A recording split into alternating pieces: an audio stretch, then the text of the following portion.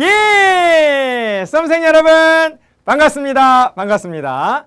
한국사 능력 검정시험 고급 와우! 벌써 24번째 시간이 됐네요. 자, 이번 시간은 조선 후기.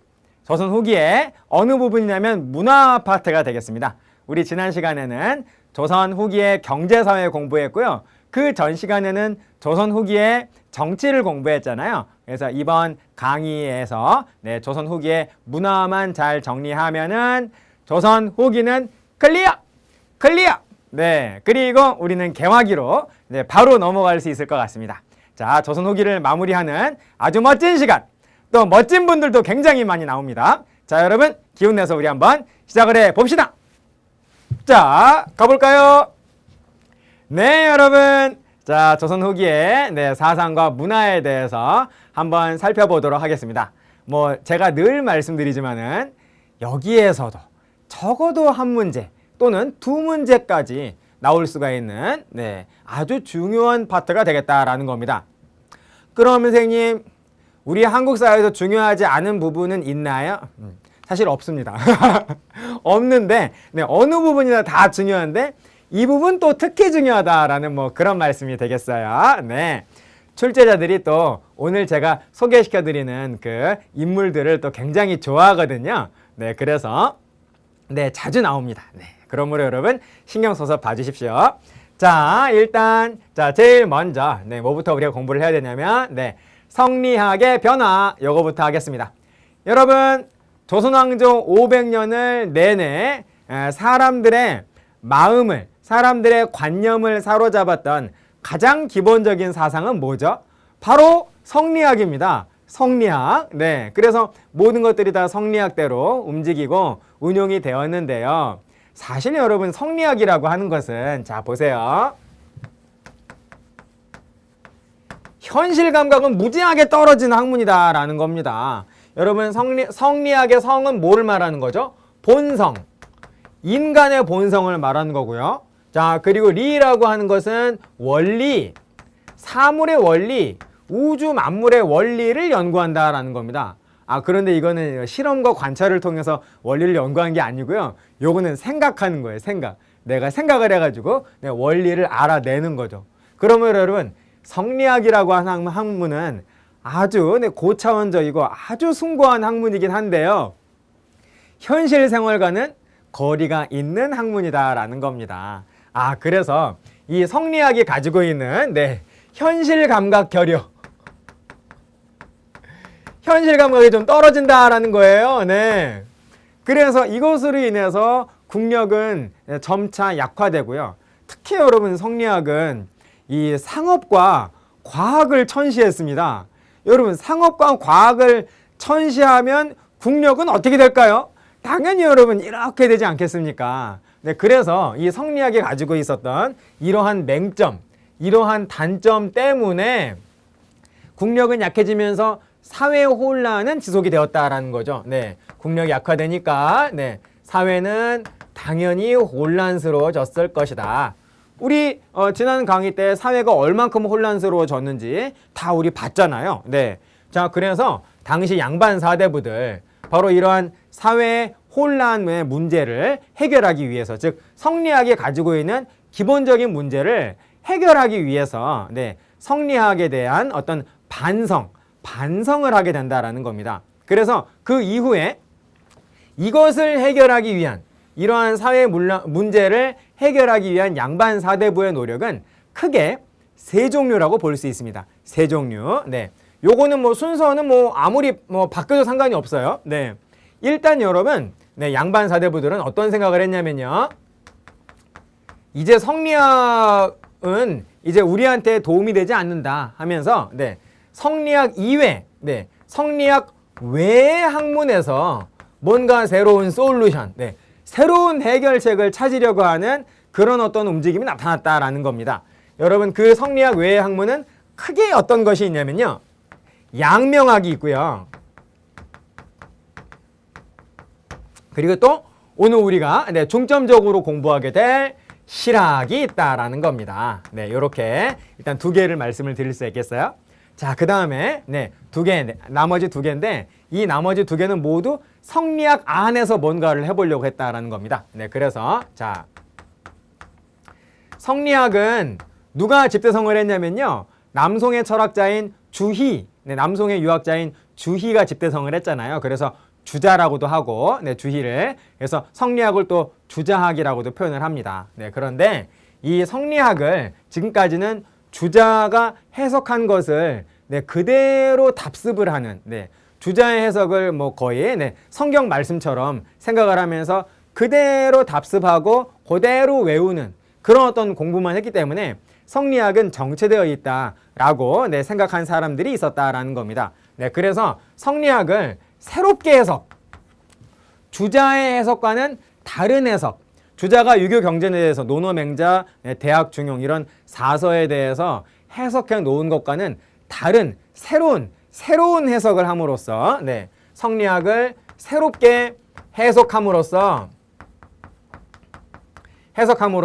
뭔가 새로운 돌파구를 찾으려고 하는 그러한 사람들이 등장을 했다라는 겁니다. 그래서 주자는 논어에 대해서 이 구문에 대해서 이렇게 해석을 했는데 거기에 대해서 나는 이렇게 해석한다라고 하면서 그와 다른 해석을 하면서 새로운 주장을 하는 그러한 사람들이 나타났다라는 거예요.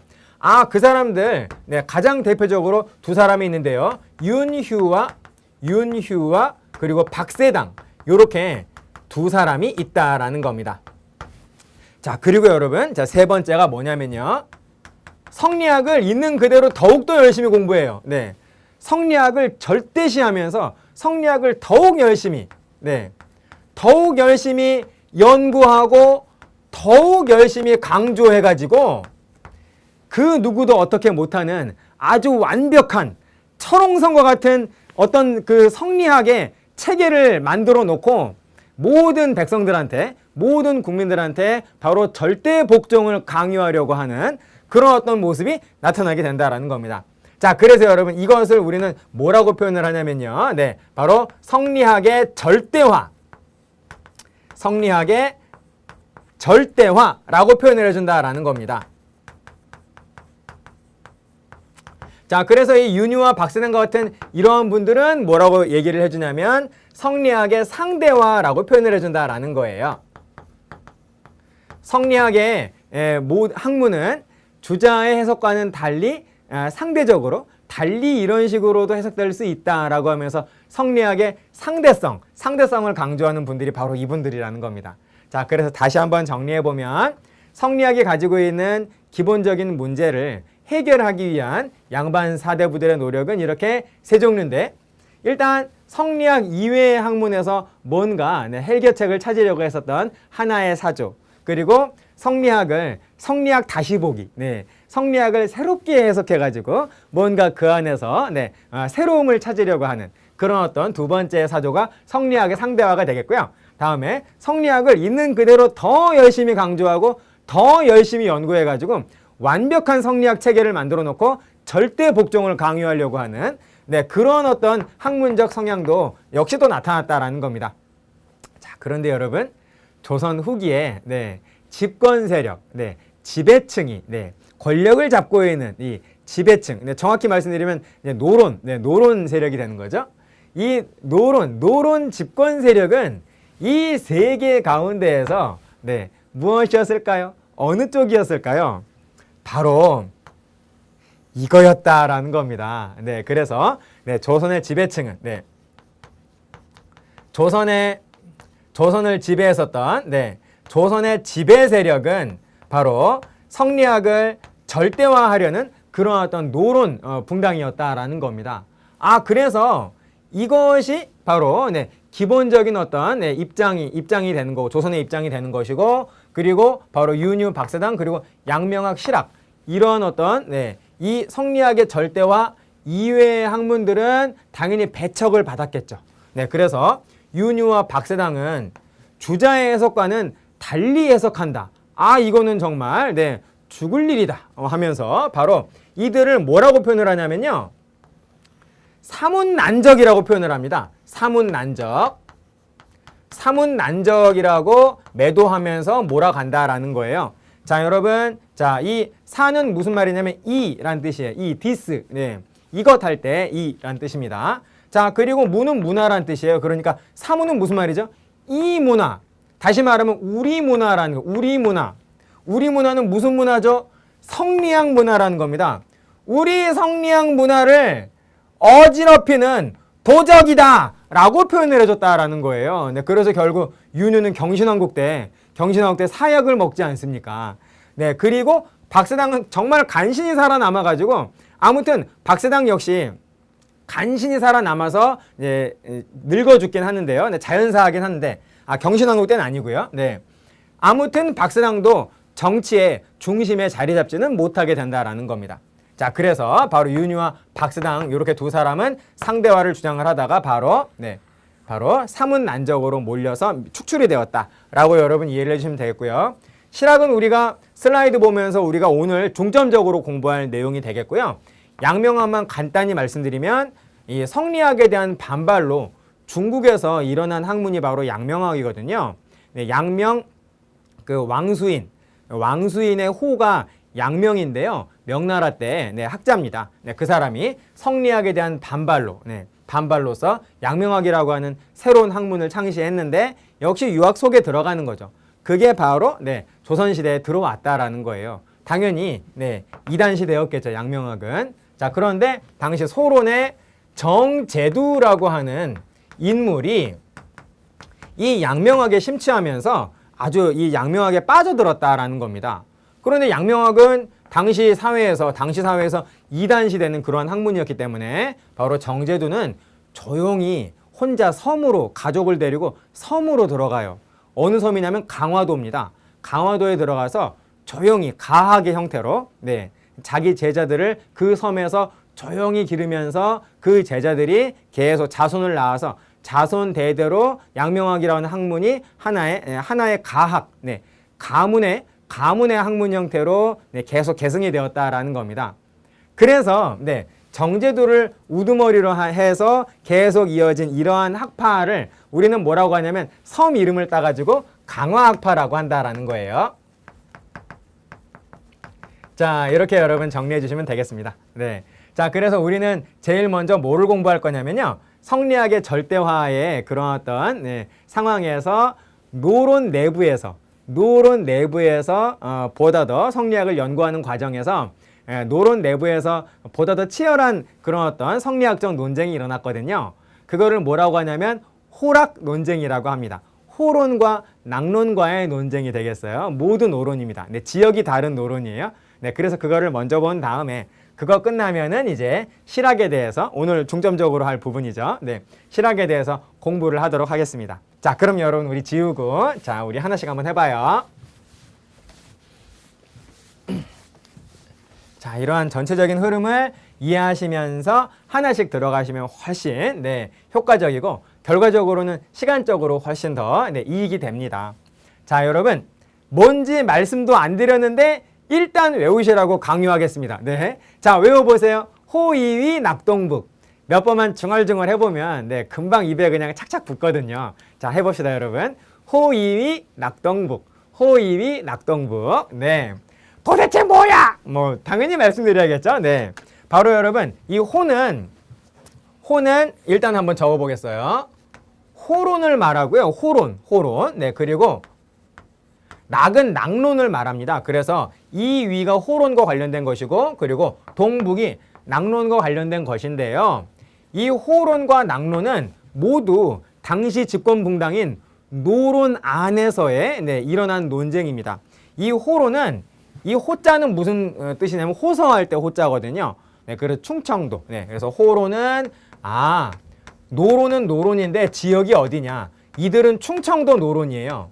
그래서 호론을 충청도 노론이라고 한다. 충청도 노론을 호론이라고 하고요. 자, 그리고 낙론은 서울 경기 노론. 서울 지방하고 경기 지방에서 서울 지방과 경기 지방의 노론을 바로 낙론이라고 한다라는 겁니다. 이 낙론은 어떤 의미냐면요. 이 한나라의 수도가 낙양이었거든요. 그래서 이 낙이라고 하는 글자는 대체로 그 수도, 서울이라고 하는 그런 의미를 가지게 됐어요. 그래서 이 낙론 그러면 수도, 서울 경기 지역의 노론이 된다라는 겁니다.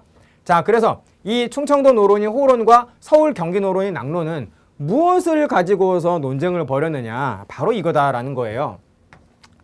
사람의 본성과 사람의 본성, 그리고 사물의 본성, 사람의 본성과 사물의 본성이, 사람 말고 다른 걸 말해요. 동물이나 식물 이런 것들. 사물의 본성이 근본적으로 같으냐 아니면 다르냐라고 하는 그런 어떤 철학적인 그런 논쟁이 바로 호락 논쟁이 된다라는 겁니다. 인성과 물성은 근본적으로 같다라고 생각하는 사람들은 낙론이고요. 그래서 이 동이 같다라는 뜻이에요. 그리고 아니야, 인성과 물성은, 사람의 본성과 사물의 본성은 완전히 근본적으로 달라라고 생각하는 사람들이 바로 호론이라는 겁니다. 그래서 이 다를 이자를 써서 이거를 바로 호론이라고 합니다.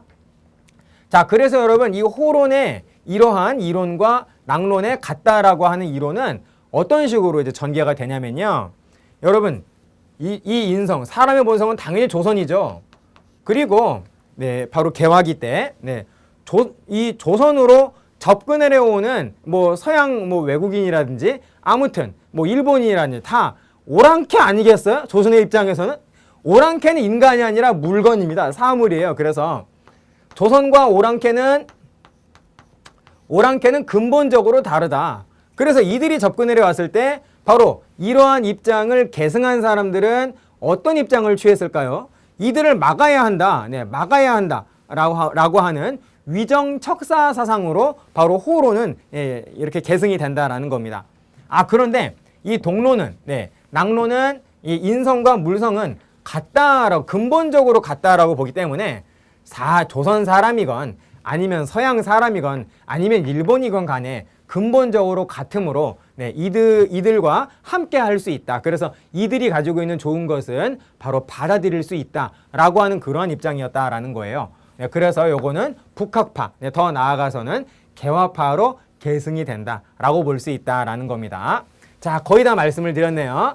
자, 그러면 여러분 뭐 궁금하실 것 같아요. 이게 뭔지 자 하나씩 설명드리겠습니다. 설명 이미 드렸어요. 보여드리겠다라는 거죠. 자, 여러분, 호는 호론이고요. 호론은 그렇죠. 인간의 본성과 사물의 본성은 다르다. 이거 다를 이자예요. 인간의 본성과 사물의 본성은 다르다라고 하는 주장을 했는데 얘를 뭐라고 하냐면 인물성 이론이라고 한다라는 겁니다. 그리고 이들은 결국 위정척사 사상으로 계승이 된다라는 거예요. 그래서 위정척사는 무슨 말이냐면요. 바른 것을 지키고, 이 위는 호위한다, 지킨다라는 뜻이에요. 바른 것을 지키고 사악한 것을 배척한다라고 하는 그런 의미가 되겠습니다. 여기서 말하는 바른 것은 조선의 전통 질서입니다. 조선의 전통 질서를 지켜나가면서 사악한 것을 배척한다 그랬잖아요. 사악한 것은 바로 서양과 일본을 말한다라는 것이죠. 서양과 일본. 자, 그래서 아무튼 이 사는 바로 오랑캐, 오랑캐, 외세, 열강들을 배척을 하는 그러한 입장을 바로 위정척사라고 하는데 바로 그것이 바로 호론의 인물성 이론으로부터 영향을 받았다라는 것이죠. 자, 그 다음에 낙론을 보시겠습니다. 낙론은 호론의 인물성 이론에 비해서 어떤 입장이냐면 동론, 인간의 본성과 사물의 본성은 근본적으로 같다라고 하는 인물성 동론의 입장이고, 그렇기 때문에 좋은 것이 있다면은 이런 오랑캐로부터도 뭔가를 얻을 것은 얻을 수 있다라고 하는 그런 입장이잖아요. 그러니까 청나라 오랑캐로부터 받을 수 있는 것은, 배울 수 있는 것은 배우고 수용할 것은 수용하자라고 하는 입장인 북학파, 북학파로 계승이 된다라고 말할 수 있다라는 겁니다. 여러분 이해되셨죠? 자, 또 나왔습니다. 자, 외워보세요. 호위위 낙동북, 호위위 낙동북. 그래서 그게 짜잔! 요렇게 여러분. 실제로 시험 문제가 딱 나왔을 때는요. 이거를 여러분 다 쓸 필요 있나요? 호위위 낙동북만 써놓고 실제 시험에 문제, 지문을 보시면서 맞춰가시면서 읽으시면 답이 그냥 손 들고 있을 겁니다. 답이 바로 보이실 거예요. 그렇게 여러분 이렇게 좀 정리를 좀 해주십시오. 오케이. 자, 그럼 이번에 실학. 실학의 중요성은 뭐 아무리 강조해도 지나치지 않다라는 말씀을 드리겠습니다. 네. 아까 제가 우리 이번 강의에서는 적어도 한 문제 이상 나온다 그랬는데요. 한 문제 이상, 그 이상, 두 문제 나와도 이상하지 않고요. 세 문제 나와도 이상하지 않습니다. 아니 어쩌면은 좀 더 나와도 조금도 이상하지 않아요. 왜냐하면 굉장히 중요한 부분이기 때문이다라는 겁니다. 그래서 뭐 실학에서만 이번 한능검에서 세 문제가 나왔네 라고 해서 그 누가 시비를 걸겠습니까? 아, 한능검은 실학을 중시하는구나. 이렇게 우리가 이해를 하겠죠. 그러니까 여러분 굉장히 중요한 부분, 그리고 한국사를 연구하고 또 출제하는 사람이라면 이 실학에 대해서 나쁘게 생각하는, 관심 없는 사람 아무도 없거든요. 그러니까 다 이 부분을 좋아하고 또 잘 알기 때문에 출제 역시 자주 되고 매우 중점적으로 된다라는 겁니다. 잘 봐주셔야 돼요. 자, 실학은 일단 크게 두 종류로 나눠볼 수 있습니다. 농업을 중시하는 중농학파와 그리고 상업을 중시하는 중상학파로 일단 크게 두 개로 대비할 수 있겠다라는 것이죠.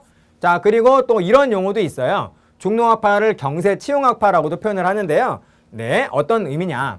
학문이라고 하는 것은 성리학처럼 그러면 안 되고 세상을 경영하는데, 세상 이 세계를 다스리는데 쓰임새, 뭔가 쓸만한 쓰임새를 발휘해야 한다라고 하는 게 바로 경세치용이라는 그런 의미가 되겠습니다. 자, 그리고 중상학파는 이용후생학파라고도 하죠.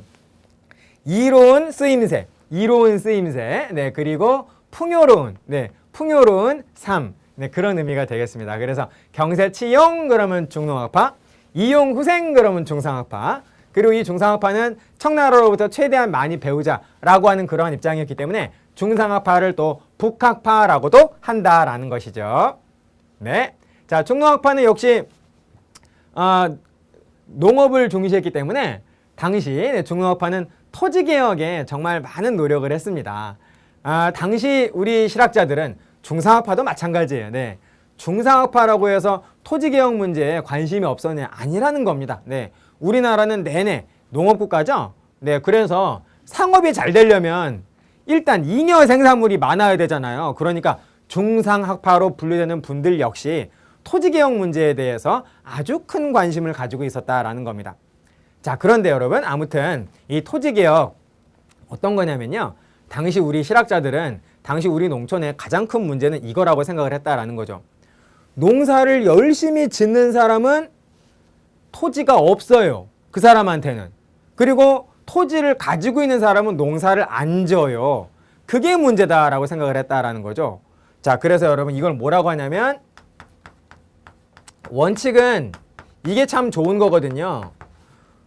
농경을 하는 자, 그러니까 농사를 직접 짓는 자가 토지를, 농경지를 소유한다 라는 게 바로 경자유전이거든요. 이게 가장 이상적인 겁니다. 그런데 현재 당시 조선 후기의 사회는, 농촌은 경자유전이 전혀 지켜지지 않기 때문에 문제가 된다라고 얘기를 했다라는 겁니다. 그래서 어떻게 해서든 국가가 어떤 노력을 해서든 농사를 직접 짓는 농부한테 토지를 줘야 한다. 토지를 개혁을 해가지고, 그래서 농사를 안 짓는 사람의 토지를 최대한 줄이면서 농사를 짓는, 구체적으로는 소작인이죠. 농사를 짓는 소작인들한테 토지를 줘서 그 사람을 자영농으로 만드는 것이 가장 이상적인 방법이다 라고 생각을 했다라는 거예요. 여러분 이해되시죠? 자, 그래서 중농학파는 일단 기본적으로 토지개혁 중요하다고 생각했고, 자, 그 다음에 중상학파 역시 토지개혁에 대해서 중시했는데 또 한편으로는 상공업진흥에 대해서도 굉장히 많은 부분 역설을 했다라는 겁니다.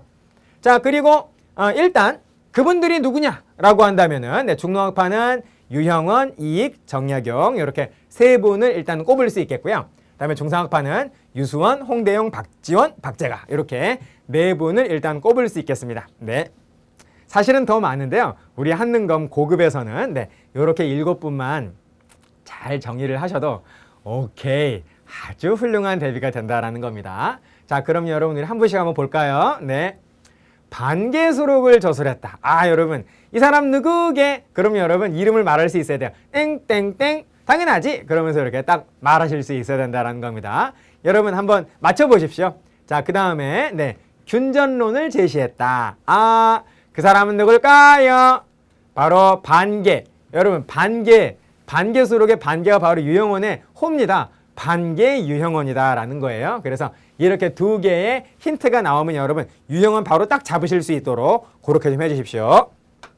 자, 균전론이란 무엇이냐? 토지를 균등하게 네, 이렇게 분배해야 한다라고 하는 그런 어떤 입장이 된다라는 겁니다. 그래서 유형원의 균전론은 계급을 일단 인정을 해요. 그래서 같은 계급끼리 균등하게 네, 토지를 분배하자라고 하는 그러한 토지개혁론인 균전론을 내놓았다. 이렇게 여러분 정리를 해 주십시오. 자, 그러면 또 다음 분 보시겠습니다. 성호사설. 이분 호예요. 네, 성호. 여러분 이름이 두 글자예요. 아, 힌트가 너무 센 거 아닌가요? 네, 여러분 성호. 네, 아까 우리 딱 이름 두 글자인 분 딱 한 사람 있었잖아요. 네, 성호사설. 자, 그 다음에 또 네, 한전론. 잠시 후에 이름 소개드리고 설명드리겠습니다. 네, 아까 반개 유형원은 균전론 주장했는데요. 이분은 한전론이라고 하는 네, 다른 네, 토지개혁론을 내놓았다. 자, 그리고 네, 나라를 좀먹는 6가지 폐단이라고 해서요. 네, 이걸 굳이 외우실 필요는 없습니다. 네, 양반 문벌 제도, 그리고 과거제. 당시 과거 시험이 너무 문란해가지고요. 과거 시험에 컨닝이 그렇게 많았대요. 네. 그리고 과거제, 네, 그리고 노비제, 특히 노비 세습제. 노비는 뭔가 문제가 있어 자기가 노비가 되는 건 인정을 하겠는데 왜 그런 노비의 신분이 세습이 되냐? 그건 잘못된 거 아니냐라는 말씀을 했다라는 겁니다. 자, 그리고 사치와 미신, 그리고 다섯 번째가 승려, 그리고 6번째가 게으름. 네, 이렇게 나라를 종모는 6가지 폐단. 그래서 6좀, 6개의 존벌레라고 해서 6점론을 주장하신 분. 자, 여러분 이분은 성호이익이라는 겁니다. 성호이익. 네. 자, 요거 하나 말씀드릴게요. 네. 여러분 토지를 하는 제한한다라는 뜻이에요. 제한한다. 뭘 제한하느냐? 매매 제한입니다. 매매 제한. 설명드릴게요. 못 사는 농민들한테 네, 토지를 주는 거예요. 분배해 줍니다. 그래서 적어도 네, 생계 유지에 꼭 필요한 농경지가 틀림없이 있겠죠. 이것마저 처분해버리면 그 사람들은 굶어 죽는 농경지가 있을 겁니다. 그거를 뭐라고 하냐? 영업전이라고 한다는 거예요. 영업사원의 그 영업이 아닙니다, 여러분. 생업을 영위하는데 꼭 필수 불가결한 그런 생계유지에 꼭 필요한 농경지를 영업전이라고 하는데 다른 토지는 매매를 허용을 해도 이 영업전마저도 매매를 허용을 하면 당연히 생계가 막막해질 거 아니냐. 그래서 이 영업전만큼은 매매를 제한한다. 여러분 이 하는 제한이라는 뜻이에요. 영업전만큼은 매매를 제한하게 하자라고 하는 주장이 바로 한전론이 된다라는 것이죠. 누구라고요, 여러분? 성호이익. 네, 요거 기억해 주시고요. 자, 다음 분 보실까요? 경세유표, 목민심서, 흠음신서. 이분 굉장히 유명하신 분이죠. 네, 경세유표는 이분이 내놓은 그 개혁의 총집합, 네, 총결정체가 바로 경세유표라고 하는 네, 개혁론이 되겠고요. 목민심서는 목민관, 바로 지방 수령을 말합니다. 백성을 기르는 여호와는 나의 목자시니 그러잖아요. 목이라고 하는 건 기른다라는 뜻입니다. 네, 백성을 기르는 사람 누굴까요? 통치자. 통치자의 마음가짐 그런 것을 네, 설명을 해놓은 책 목민심서. 그리고 흠음신서. 조심하고 조심한다 이런 뜻이에요. 뭘까요? 뭘 조심할까요? 형벌을 내리는 자가 형벌을 내릴 때에는 정말 조심하고 조심해야 한다. 그냥 아무렇게나 저놈 사형 그러면 안 된다라는 겁니다. 네, 형벌을 정말 네, 조심하게 조심해서 신중하게 형벌을 다루어야 한다라고 하는 형벌 관련 책이 바로 흠음신서가 되겠습니다. 느낌이 여러분 확 오지 않으십니까? 네. 그리고 이분은 여전론과 그리고 이후에 정론론을 주장을 하셨어요. 자, 다 보인 다음에 그 다음에 네, 설명드리겠습니다. 자, 그리고 한강에 배달이 났습니다. 정조 때 정조의 사랑을 듬뿍 받으신 분인데요. 여러분 수원화성이 여기 있고 이제 수도 서울이 여기 있고 한강이 여기 이렇게 있다라고 하면 한양이 이렇게 있다라고 하면 정조 임금이 수원화성으로 잘 행차하실 수 있도록 다리를 놨다라는 거죠. 다리. 근데 배를 이렇게 계속 배를 연결을 하는 거예요. 배를 이렇게 계속 연결을 해가지고 여기를 이렇게 나무판을 놓습니다. 네. 그래서 네, 다리, 임시적인 다리로 만들었다라는 거예요. 네. 이 배다리를 네, 바로 네, 계획을 설계를 하셨고, 네. 수원 화성 요거 만들 때 거중기, 네, 무거운 물건을 들어 올리는 네, 기구를 바로 거중기라고 하잖아요. 거중기까지 이렇게 설계를 하시고 만드신 분, 바로 그분은 다산 정약용. 그렇습니다. 네. 여전론하고 정정론만 얼른 설명을 드릴게요. 토지를, 이 여자는 마을 여자예요. 마을한테 그냥 주자라는 겁니다. 그래서 마을이 공동 생산하고 그리고 그거를 공동 분배하자라는 거예요. 일한 만큼, 네, 나중에 분배하자라고 하는 마을 단위로 바로 공동 생산, 공동 분배하는 그런 어떤 토지를 만들자라고 하는 게 바로 여전론이고, 네, 그리고 이후에 정약용이 유배간 이후에 그 다음에 유배지에서 강진에서 정전론이라고 하는 새로운 개혁론을 내놨는데요. 이 정전론은 어떤 거냐면요, 9분의 1입니다. 이렇게 생각을 해주시면 되겠어요. 네, 국가가 우리나라의, 네, 조선의 농경지 가운데 적어도 9분의 1을 국가 소유의, 네, 국유지로 만들어서 그거를 골고루 각 지역마다 배분을 해주자라는 거예요. 이 9분의 1의 국유지를. 그리고 그 각 지역이 바로 이 국유지를 책임지고 공동 생산해서 거기에서 생산되는 생산물을 조세로 걷자라고 하는 아주 획기적인, 네, 그러한, 네, 토지 개혁론이 바로 정전론이 되겠습니다. 여전론은 뭐 더더욱 획기적이고요. 네.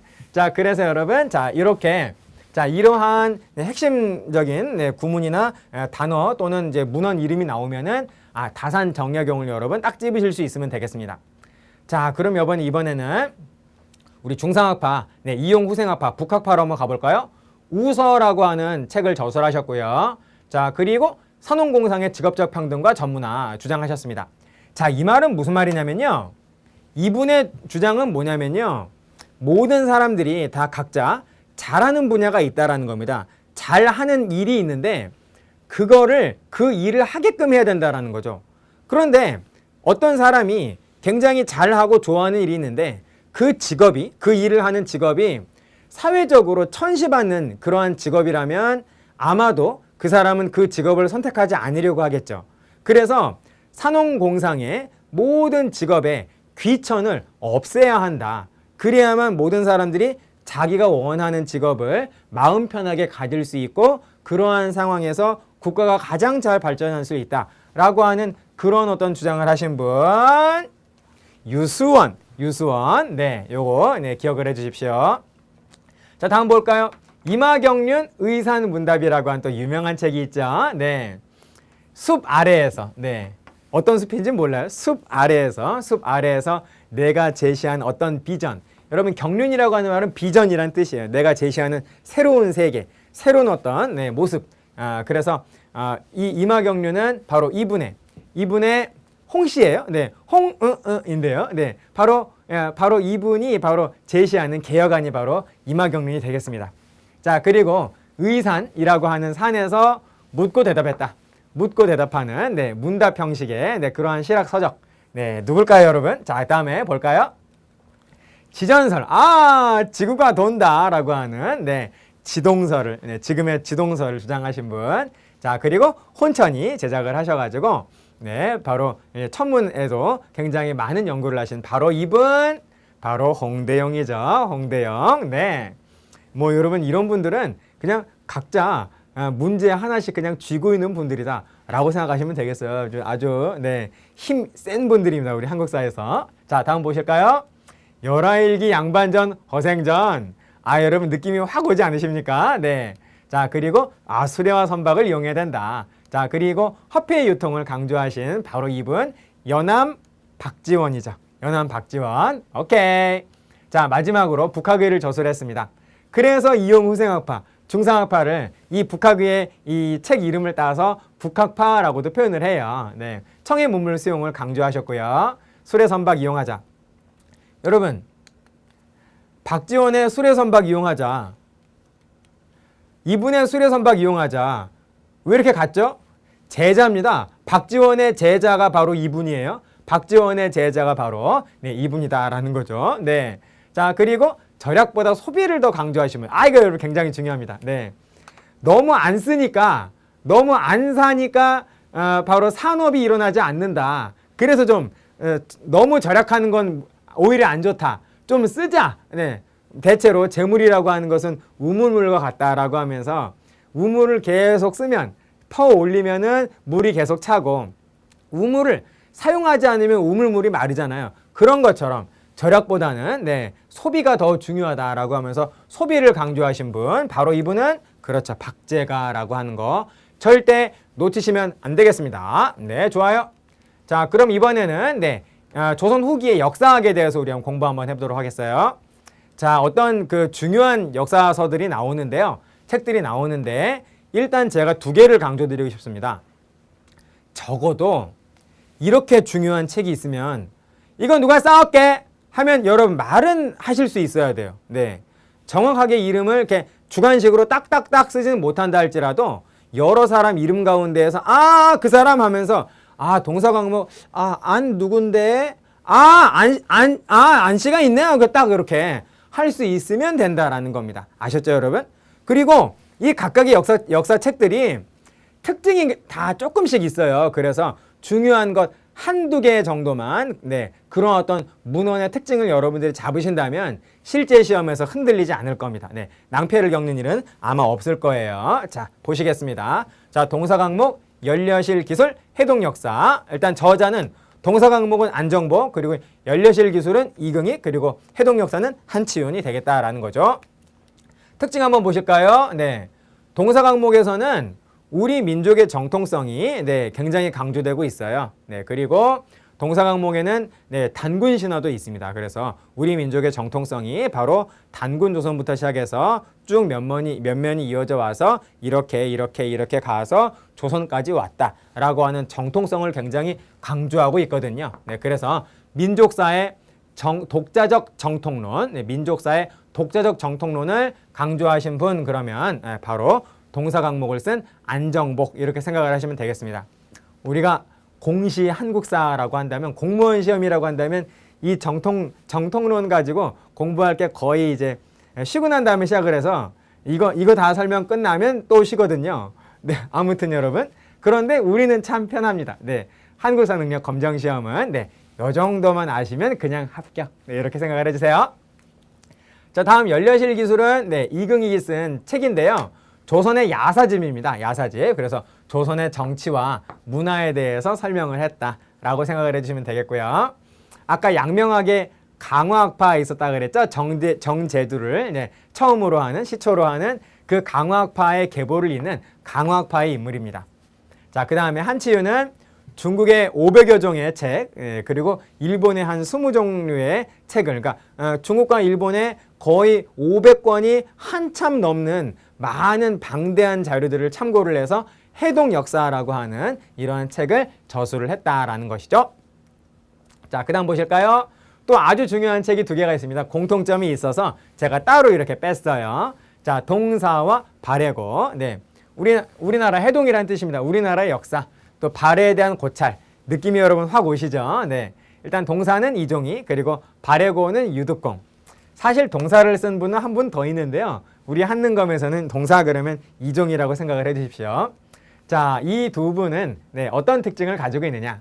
네, 매우 만주를 강조하신 분들이다. 이 두 분은 만주를 굉장히 강조하신 분이다. 그래서 우리나라의 영토를 네, 한반도뿐만이 아니라 만주까지 이렇게 네, 영토의 한반도에 협소한 역사관을 보다 더 넓힌 분들이다 라고 생각을 하시면 되겠어요. 자, 특징 보겠습니다. 자, 동사 이종희의 동사에서는 고구려하고 발해가 강조되고 있고요. 그리고 유득공은 아예 그냥 책 이름이 발해고입니다. 네, 발해에 대해서 아주 중점적으로 연구한 책이 바로 발해고가 되겠어요. 네, 여기에서 그 전까지는 이 남북국 시대를 통일신라 시대라 그랬거든요. 그런데 그건 잘못됐다.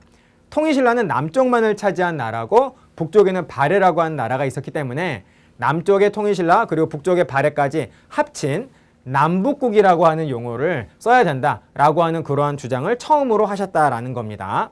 자, 그리고 이분들은 고구려 발해 그리고 발해는 만주를 굉장히 강조하잖아요. 그래서 고대사 연구를 만주까지 확대해서 한반도 중심의 협소한 역사관을 극복했다라고 하는 평가를 받습니다. 그러니까 여러분, 그러니까 잘 나오겠죠. 네, 좋습니다. 자, 그 다음, 네, 지리서 보시면 역시 또 중요한 거 3개 있네요. 네, 한백겸의 동국지리지. 거의 뭐, 네, 지리서의 효시라고 볼 수 있겠습니다. 네, 사찬지리서의 효시라고 볼 수 있겠어요. 자, 그 다음에 정약용의 아방강역고, 그리고 이중환의 택리지라고 하는 책도, 네, 아주 중요한 책입니다. 자, 역사지리의 효시. 네, 뭔 소리냐면, 우리나라의 각 나라의 그 영역이 대체로 네, 어느 시대에 네, 어떻게 얼만큼을 가지고 있었는가라고 하는 거를 역사적으로 네, 바로 그 시대의 지리에 대해서 설명을 했거든요. 네, 그래서 이거를 역사지리라고 합니다. 네, 그래서 역사지리의 효시로 평가가 되는 책이 바로 한백겸의 동국지리지가 되겠고요.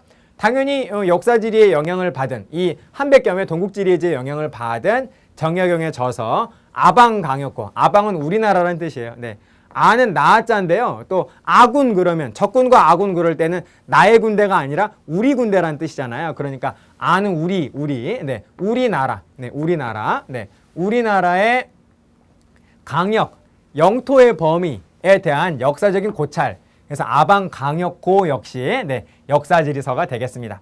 자, 그리고 택리지, 네, 내가 살만한 양반 사대부가 거주할 만한 마을을 선택하는 땅이다라고 해서 각 지역을 네, 이중환 선생님이 가지고 있는 기준을 가지고서 설명을 했다라는 거예요. 네, 자, 그렇게 정리해 주시면 되겠습니다. 자, 다음에 지도를 보시면 또 중요한 지도가 2개나 있죠. 동국지도와 대동여지도. 동국지도는 정상기, 대동여지도는 김정호. 정상기가 먼저입니다. 네, 최초로 축척을 사용을 했다라는 거죠. 네, 그 전까지는 축척을 안 쓰다가 지도에서. 그래서 정상기는 이 백리, 실제 거리 백리를 네, 이 동국지대에서는 1척으로 표현을 하고 있거든요. 그래서 정상기가 최초로 사용한 축척을 우리는 뭐라고 표현을 하냐면요, 백리척이라고 합니다. 네, 백리척. 백리를 1척으로. 네, 자, 그래서 백리척.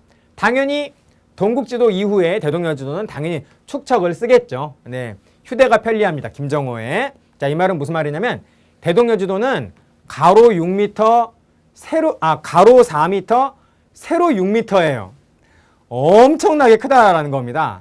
요거를 잘랐어요. 막 잘랐다라는 거죠. 네, 가로로 막 잘랐습니다. 막 자른 다음에 그 다음에 요거를 네, 가로에 이렇게 기다란 이 가로로 4m짜리를 이렇게 차곡차곡 접었어요. 그래서 다 접으면 크기가 한 A4 용지 정도 됩니다. 네, 그래서 그 정도면 네, 갖고 다니기 편하겠죠. 네, 휴대가 편리하다. 네, 그리고 네, 심리마다 눈금 점이 찍혀 있다라는 거죠. 선이 이렇게 있고 요렇게 점이 찍혀 있어요. 자, 그래서 뭐 한 요 정도다라고 보면은 어떤 여기 네, 어떤 지점이 있고 그다음에 또 여기 점이 이렇게 또 찍혀 이렇게 네, 지점이 있으면요, 점이 이렇게 네, 심리마다 눈금이 표시가 돼 있어서 요게 심리, 요게 심리, 요게 심리니까요. 여기하고 여기의 거리는 30리다라고 하는 거, 대체적인 두 지역 간의 두 거리를 네, 어느 정도 측정을 할 수가 있다라는 거죠. 자, 그 다음에 목판 제작. 대동여지도를 완성한 다음에 2년 동안 나무 목판을 또 열심히 새겼습니다.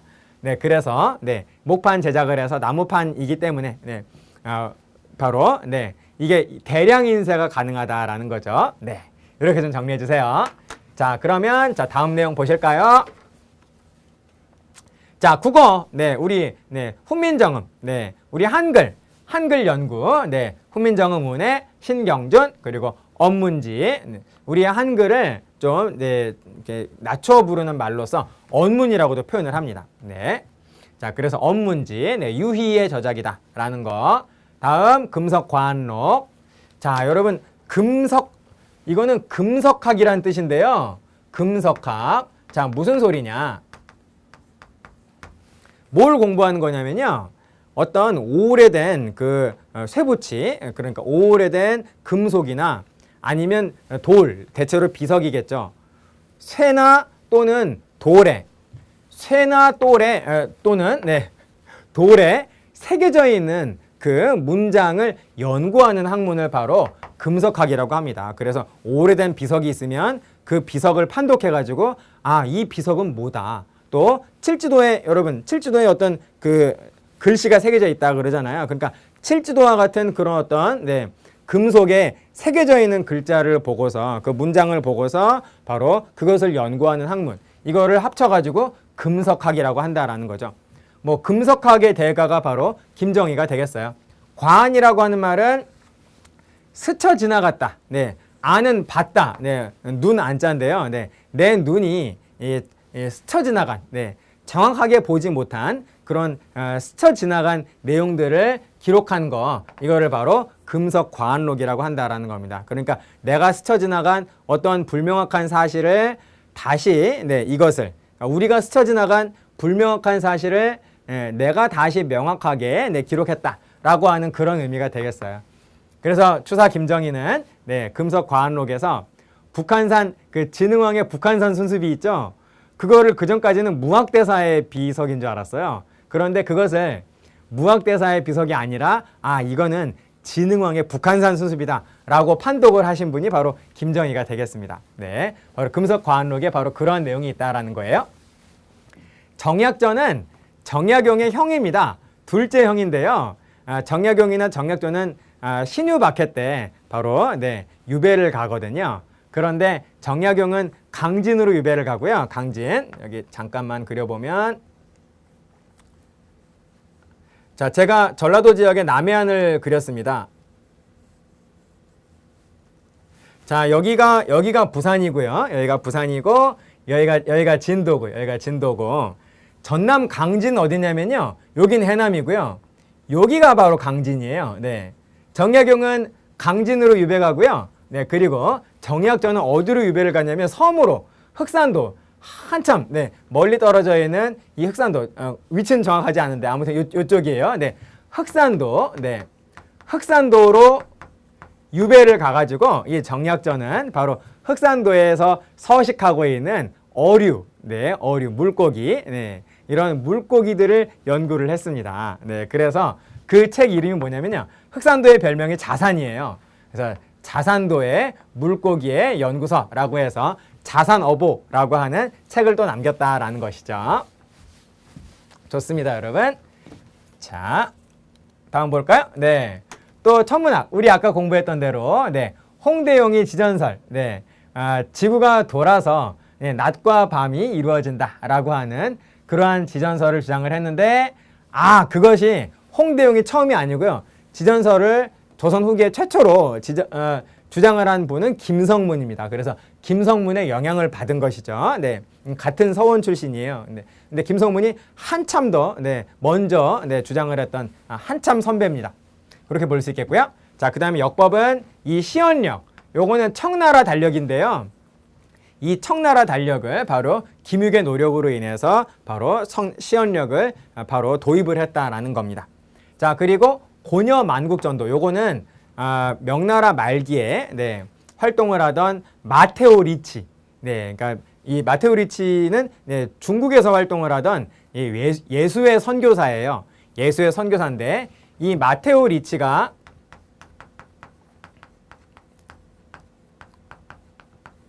제작한 세계의 지도입니다. 세계 지도, 마테오 리치가 제작한 세계 지도인데 요게 우리나라에 전래가 되었다라는 거예요.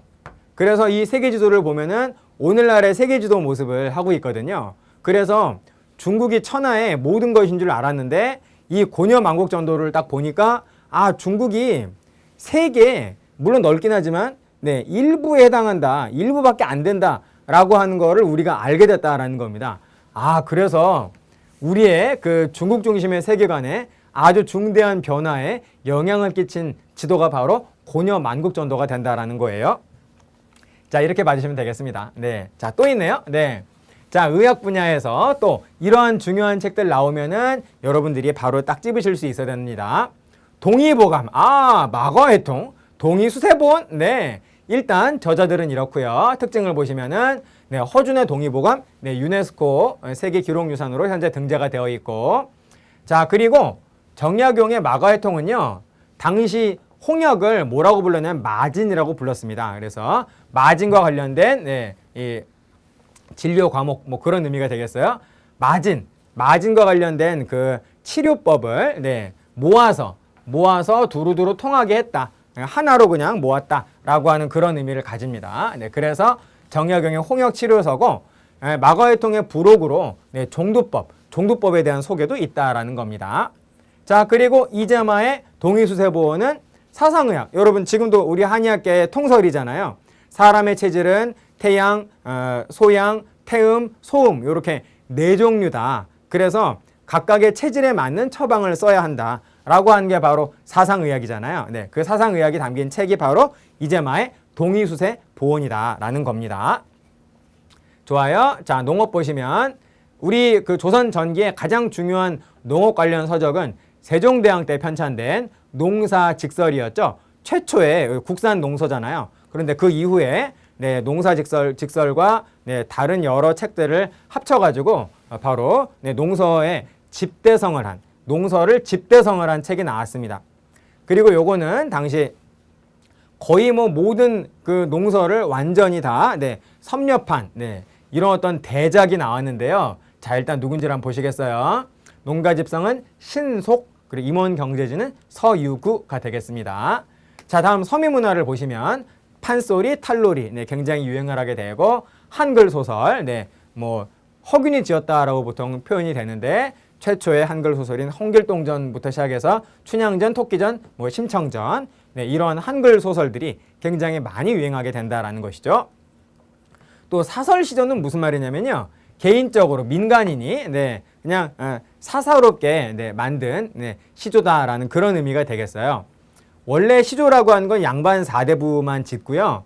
그리고 형식, 네, 형식이 아주 엄격하게 지켜집니다. 그래서 초장, 중장, 종장이 아주 운율에 맞게 엄격하게 지켜져야 되고, 그리고 그 시조는 주제 또한 한정적이었어요. 우국충정, 나라에 대한 충성심이라든지 또 자연에 대한 네, 아름다움을 예찬을 한 그 정도인데, 또 부모에 대한 효성 그 정도인데, 이제는 사설시조는 형식도 파격, 네, 뭐 중장이 아주 길다거나 또는 뭐 주제마저도 한정적인 주제가 아니라 모든 주제를 다 네, 다룰 수 있는 뭐 남녀간의 사랑이라든지 또는 양반을 비판한다든지 주제마저도 파격적인 네, 그런 어떤 시조가 바로 사설시조가 된다라는 겁니다.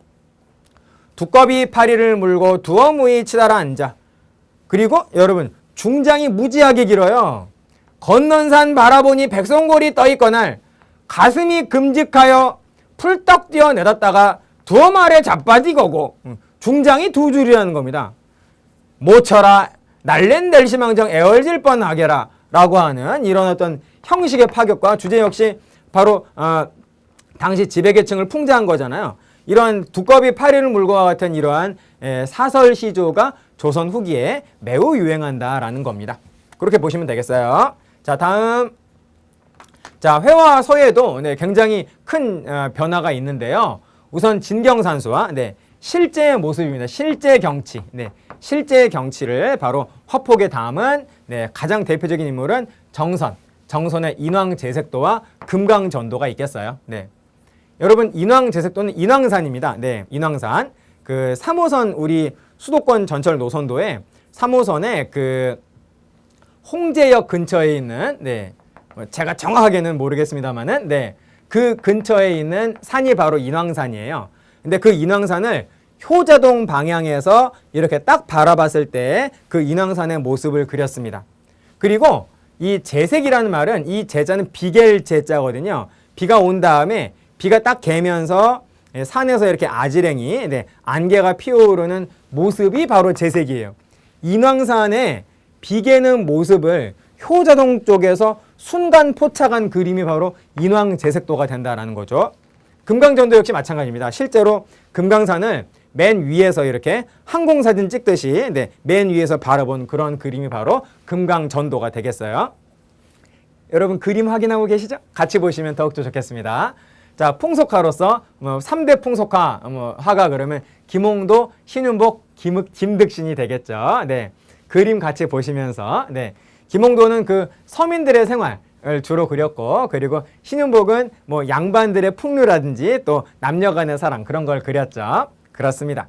자, 그리고 김정희는 추사체라고 하는 독자적인 그런 어떤 서체를 개발을 했다라는 것입니다. 자, 건축 보시면 네, 17세기에 네, 금산사, 미륵전, 화엄사, 각황전, 법주사, 팔상전 사진과 함께 정리해 주시면 더욱더 좋을 것 같고요. 18세기는 수원화성, 네, 그리고 19세기에는 네, 경복궁 흥선대원군이 다시 중건하지 않습니까? 임진왜란 때 불탔다가 계속 그것이 방치되다가요, 흥선대원군이 권력을 잡으면서 왕권의 기강을 다시 네, 바로잡겠다라고 하면서 네, 경복궁을 중건을 하게 되는 거죠. 자, 그리고 네, 마지막으로 또 나왔네요. 순상분순청. 이번엔 말로 하겠습니다. 자기. 자, 고려시대는 청자다. 그래서 처음에 고려 중기에 등장한 청자는 순청자. 무늬가 없는 순수한 네, 그 비치색의 색깔로 승부하는 순청자. 그러다가 여기에 상감기법을 활용을 해서 아주 아름다운 무늬를 새겨넣게 되는 거죠. 그게 바로 상감청자. 대체로 무신직권기다 그랬었죠. 그리고 여말선초, 고려말 조선초에 넘어가는 이 과도기에 분청사기가 나오게 되죠. 청자에 하얀 분칠을 입힌 네, 분칠을 한 네, 분장을 한 사기다라고 해서 분청사기. 그리고 속까지 하얀색인 속까지 백토로 만든 네, 순백자. 순백자 그러니까 무늬가 없다라는 뜻입니다. 조선 전기의 순백자. 그리고 우리가 지금 공부하는 부분은 네, 조선 후기니까 그 순백자의 표면에 코발트 빛깔의 예, 파란색의 그림을 그린 네, 백자는 백자인데 파란 그림이 있는 청화가 있는 백자다라고 해서 조선 후기의 백자는 바로 청화 백자가 되겠습니다. 자, 그래서 여러분 순상분순청을 외우시면은 아마 자기 나오면 어렵지 않게 해결하시지 않을까라는 그런 생각을 하네요. 네, 여기까지입니다. 여러분 정말 수고하셨어요. 파이팅입니다, 여러분. 네, 조선 후기가 이제 끝나고 우리는 개화기로 넘어가게 되는데, 네, 또 우리가 또 힘을 내 가지고 또 네, 개화기로 샥 넘어갈 수 있도록 한번 여러분 힘써 주시기를 바라겠습니다. 오늘 공부한 내용도 정말로 중요했으니까요. 여러분 꼭 잘 정리하셔 가지고 꼭 여러분 것으로 만들어 주시기를 당부를 드리겠습니다. 이번 강의는 여기까지 하겠습니다. 마치겠습니다.